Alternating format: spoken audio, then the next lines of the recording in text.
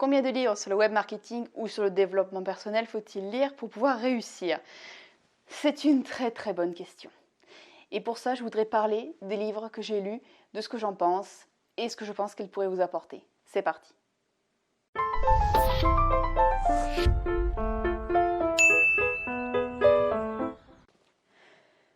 Concrètement, combien de livres sur le web marketing et le développement personnel j'ai? Je ne les ai pas comptés parce que c'est pas ça qui est le plus important. Ce qui est le plus important, c'est ce qu'ils ont pu m'apporter durant leur lecture et ce que mon business a pu évoluer grâce à cette lecture. On commence tout de suite, c'est très simple. Premier livre sur cette pile, qui est plutôt, oui, du développement personnel en quelque sorte, parce que le rangement est quand même important. La magie du rangement de Marie Kondo. A-t-on besoin de le présenter? C'est un livre qui est pas trop mal, qui permet en fait de me motiver à faire le grand tri dans la maison, je pense comme vous aussi. Bon, pour le business, ça a un impact indirect, parce que ça me pousse à faire du tri, à faire le vide autour de moi. Je me sens mieux, donc je me sens mieux pour travailler sur mon business. Voilà, indirect. Mais bon, tous ceux qui ont des problèmes de rangement, de lire ce livre permet de se donner un coup de main pour avoir une maison beaucoup plus rangée. Mais c'est quand même pas un miracle, hein, ok? Alors,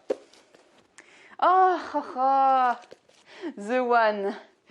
Comment se faire des amis de Dale Carnegie. Ça, c'est un livre de développement personnel, plus je pense que pour du business pur, malgré tout.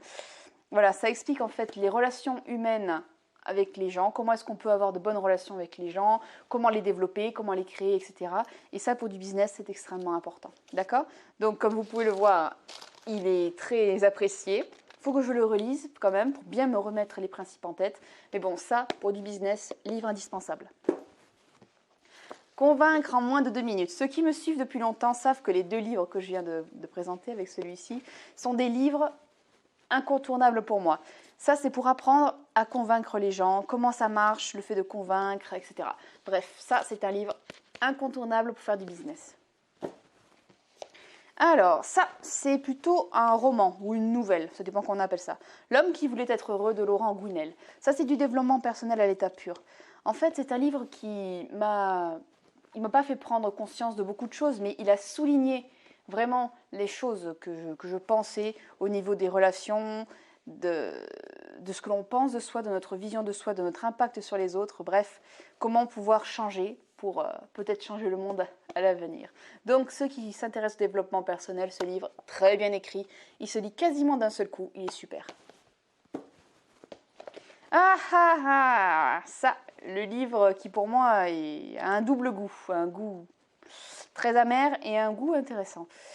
Les 5 blessures qui empêchent d'être soi-même.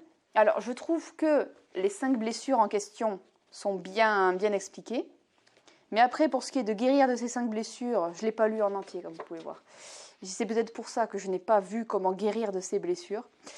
Mais après, à part ça, je trouve que l'auteur va dans des hauteurs philosophiques et quasi religieuses dans lesquelles je ne suis pas.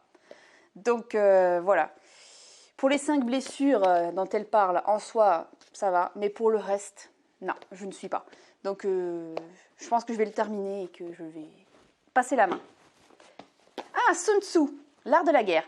Alors pour ceux qui aiment la stratégie, comme moi, l'art de la guerre de Sun Tzu, ça peut être extrêmement intéressant. Voilà. Bon, bien sûr, pour du web marketing à l'époque de Sun Tzu, 4e, 5e siècle avant Jésus-Christ. Voilà, donc le web marketing à l'époque, c'était pas ça. Mais par contre, la stratégie militaire était quelque chose d'extrêmement important. Et Sun Tzu a parfois des idées très intéressantes en web marketing. Ok? Même pour les pacifistes, hein, ok? Sun Tzu, ça peut être intéressant si vous aimez la stratégie. Alors, j'arrête de râler. Celui-là, c'est du développement personnel. Je l'ai lu parce que je suis une grosse râleuse. Voilà, c'est personne qui me contredira là-dessus. Mon mari est à l'étage au-dessus.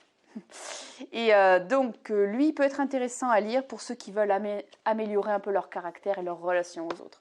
Ça, c'est pas direct pour du business, mais c'est quand même mieux pour le quotidien. Quand on râle moins, on a des meilleures relations avec les autres. Meilleures relations avec les autres, on est mieux dans sa peau, on est mieux dans son intérieur, on est mieux pour faire du business. C'est indirect. Anthony Robbins. Alors lui, comme vous pouvez le voir, je ne l'ai pas lu en entier. Parce que je le lis petit à petit pour bien comprendre tout ce qu'il dit. Donc le livre est pas mal, c'est assez motivant. mais il s'en va parfois vers des hauteurs philosophiques, avec sa propre philosophie à lui, voilà, que je ne suis pas forcément. Mais pour pas mal de principes, je suis quand même assez d'accord. C'est un livre intéressant que j'ai fait tomber, et voilà. Alors, Les secrets du charisme fait partie des livres que je n'ai pas lus. D'ailleurs, c'est plus pour mon mari que pour moi, ce bouquin. Mais en gros, oui, Le pouvoir de la séduction, celui-là, je ne pourrais pas vous en parler. Il est dans la pile des livres à lire. Comment comprendre et déjouer la manipulation? Alors là, pour moi qui suis une fan de tout ce qui est la manipulation, ouais, ça fait horrible, hein. Voilà, ce livre est géant.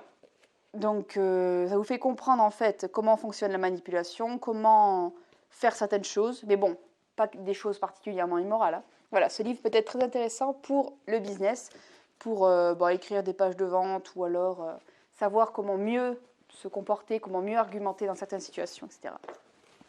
Ah là là, La tribu des mentors de Timothy Ferriss. Alors là, lui, il a été bien lu. D'ailleurs, c'est un pavé très très difficile à lire parce que je le lis petit à petit, ça a été très long. En fait, c'est tout un tas de conseils de haute personnalité, de personnes qui ont réussi dans leur business, qui ont réussi dans pas mal d'autres choses, en politique aussi, et que Tim est allé interviewer. Et dedans, il marque en fait les conseils de ces personnes. Ce livre, bien sûr, voilà, quand on veut faire du business, ça fait partie des incontournables parce qu'il y a des conseils dedans qui valent de l'or. Bon, il faut le lire, il faut l'avaler, il faut le digérer. Mais quand on est arrivé à ça, on a des petites pépites là-dedans qui sont vraiment intéressantes. Je vous ferai des vidéos d'ailleurs sur ces livres. Comme tout le monde n'a pas eu la chance de rater ses études, qui n'est rien qu'une copie de ces livres-là. Attention, attention. Où est-ce que tu es? Où est-ce que tu es? Où est-ce que tu es? Voilà. Alors, ça, c'est juste la copie plus grosse et version francophone de notre ami Olivier Roland. Voilà. C'est en gros c'est une autre version de ça. Voilà, qui est la semaine de 4 heures de Tim Ferriss, qui est pas la peine de vous le représenter. C'est le livre dans lequel Tim Ferriss parle de l'automatisation du business, etc. Donc c'est le premier livre de web marketing que j'ai lu. Ne serait-ce que ça, voilà, je le garde en souvenir. Et bon, à lire quand même. Bon, tout le monde n'a pas eu la chance de rater ses études. Il y a parfois d'autres petits conseils qui peuvent être pas mal, parce que j'ai quand même pas mis tout ça pour rien. Mais voilà, celui-là, si vous avez lu ça, et si vous avez lu les 2 autres que j'ai sur les genoux, c'est pas la peine de l'acheter. Désolée Olivier, mais voilà, il est quand même bien écrit. Alors, les outils des géants, la tribu des mentors de Tim Ferriss, c'est toujours la même chose. Un recueil de conseils de personnes qui ont bien réussi dans leur business et dans leur métier. Voilà, il y a des pépites, toujours la même chose. Il faut le lire parce que c'est très lourd. Il faut l'avaler, il faut le digérer et en tirer des bonnes choses. De cela, je pense que je vais vous en parler dans les jours et les semaines à venir parce qu'on tire beaucoup de leçons de ces livres. Alors, le Funny Learning, celui-là, je l'ai lu. J'ai lu le début, il me semble. Voilà, j'ai lu le début. Voilà, j'ai dû m'arrêter parce que je suis tombée enceinte à ce moment-là. Donc, ce livre, il est pas mal du tout. C'est pour expliquer comment fonctionne notre manière d'apprendre et comment est-ce qu'on peut faire pour améliorer la manière d'apprendre des gens, comment inciter à apprendre, donner envie d'apprendre. Voilà, c'est vraiment tout le truc de ce livre et il est vraiment pas mal du tout. Ces idées qui collent, celui-là aussi, j'ai lu le début et je suis tombée enceinte. Donc en gros, c'est la question qu'on se pose, c'est pourquoi est-ce que certaines idées, certaines histoires, certaines choses restent dans notre cerveau et d'autres non. Voilà, c'est la question que se sont posées Shipp et Dan Hess. Bon bref, voilà. Et ils répondent à ces questions et ça peut être extrêmement intéressant parce que pour vous-même, qu'est-ce qui fait que vous resterait dans le cerveau de ceux qui ont vu vos vidéos, qui ont lu vos textes, etc. Posez-vous la question et lisez ce livre. Vraiment, il y a des idées très très sympas. Ah, les 100 lois pour s'enrichir et être heureux. Ça, c'est aussi un de mes livres chouchou d'amour que j'aime. Voilà, en gros, ça vous sert à rien de gagner de l'argent avec votre business si vous le dépensez à tout va et si vous êtes sans cesse dans le rouge à la fin du mois. Si vous n'êtes pas en paix côté financier, je dirais, ça va vous mettre du stress et vous risquez de mal gérer votre manière d'aller chercher les clients, etc. Si vous êtes dans le stress financier, voilà, vous aurez beaucoup plus de mal à développer votre business au début. Quoique parfois, certains se servent du stress financier pour mieux réussir. À chacun sa technique. Mais bon, Ce livre pour apprendre à gérer son argent, c'est super. Après, oh là là, oh mon amour, Père riche, Père pauvre, inutile de le présenter, livre superbe, voilà, qui m'a appris en fait certaines choses dont je n'avais pas conscience au niveau de l'argent, comment l'argent se gère, etc., etc. Ça, c'est géant. Oh. Ah, croyez-moi, je vous mens. Confession d'un manipulateur des médias. Celui-là, il fait peur. J'avoue que je ne l'ai pas encore lu. Il est dans ma pile des livres à lire, mais comment dire? Oui, j'hésite à le lire parce qu'il me flanque la trouille. Donc voilà. Mais celui-là, je vais le lire. Ah, The Ultimate Sales Letter. Alors, celui-là, il est en anglais, c'est pour ça que je ne l'ai pas lu, mais il m'a été recommandé par Wonder Wild Queen pour apprendre à rédiger des pages de vente. Alors, parce qu'il est en anglais, je suis comme tout le monde, j'ai pas envie de me casser la tête avec une langue que je comprends. Je comprends l'anglais. Mais voilà, c'est pas ma langue natale. Donc, voilà. Mais vilaine de moi, il faut que je lise ce livre. Je suis sûre que ça pourrait me mettre d'un grand secours pour les pages de vente. Alors, La psychologie du consommateur, livre que je viens juste de finir, je vous en parlerai un peu plus loin. Non, je vous en parlerai plus parce que celui-là, j'ai déjà fait des vidéos dessus. Voilà, c'est un livre géantissime qui peut vous apporter des superbes techniques pour améliorer vos ventes et vos relations clients. C'est de la bombe. Celui-là, voilà. Alors, La vérité sur ce qui nous motive, celui-là, il m'a été conseillé, comme pas mal d'autres livres de cette sélection, par Nina Abo. Et celui-là, je ne l'ai pas encore lu, mais c'est le prochain sur la liste. Le coaching pour les nuls. Voilà, vous savez la série pour les nuls. Celui-là, je l'ai trouvé dans un Emmaüs, je crois. Et je me suis dit, tiens, ça peut être sympathique de voir si je peux shipper quelques idées par-ci, par-là. Bon, je l'ai feuilleté, etc. Mais je ne l'ai pas encore vraiment lu. Ce serait intéressant quand même de le lire. Hop. Alors, Jordan Belfort. Le loup de Wall Street, maîtriser l'art de la vente et de la persuasion. Celui-là, je l'ai lu pendant ma grossesse. Il faudrait que je le relise pour vraiment me replonger dedans. Parce que ma grossesse, ça a été long. La fin de grossesse aussi, mon congé mat aussi. Voilà, mais il y a beaucoup de techniques vraiment intéressantes de vente là-dedans. Donc, celui-là, c'est un chouchou. Le loup de Wall Street. On reste sur le thème de Jordan Belfort. Alors, celui-là, c'est plus l'histoire de Jordan Belfort écrit par lui. Voilà, vrai ou faux, pour l'instant, je m'en fous. Désolée, oui, je m'en fous.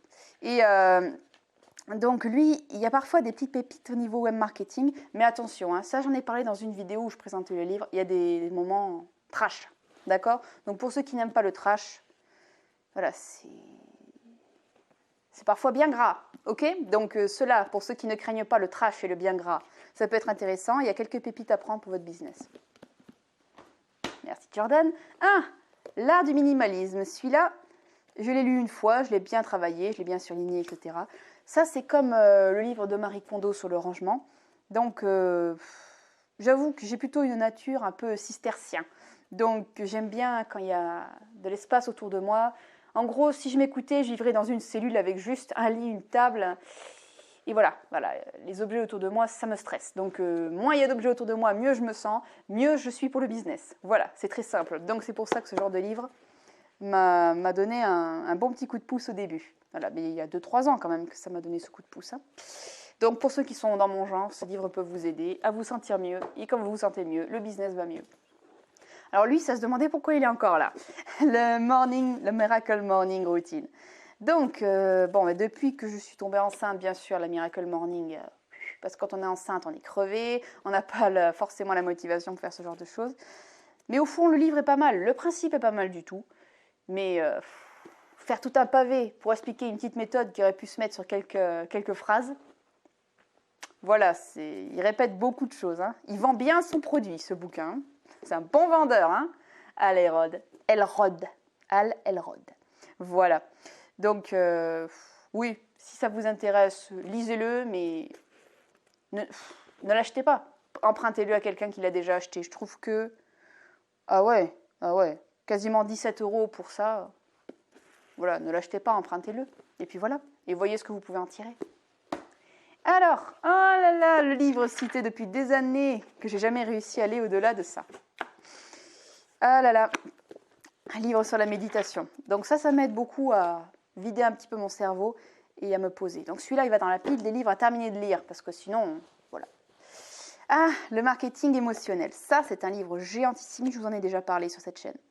Voilà, pour comprendre comment fonctionne le marketing au niveau d'émotionnel, la vente au niveau de l'émotionnel, etc.